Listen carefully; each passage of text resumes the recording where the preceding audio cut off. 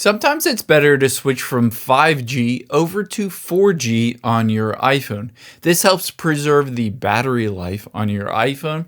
4G tends to be a bit more stable. You do get a speed reduction, so it won't be quite as fast, but by doing so, everything is more stable and your battery life will last longer throughout the day. So I'm going to show you how to manually switch from that 5G over to 4G. The first thing we're going to do is open up the Settings app on your iPhone.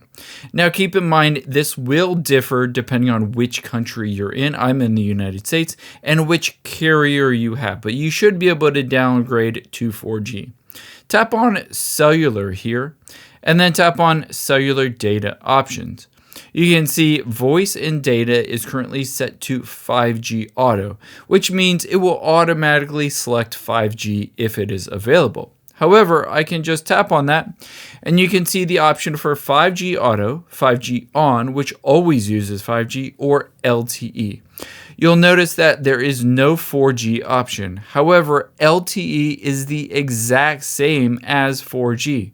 They are synonyms, and if you see LTE, you can always choose that and it will essentially use 4G on your device. Again, depending on which country you're in and which carrier, you might see different options to downgrade from 5G, maybe even to 3G or 2G as well.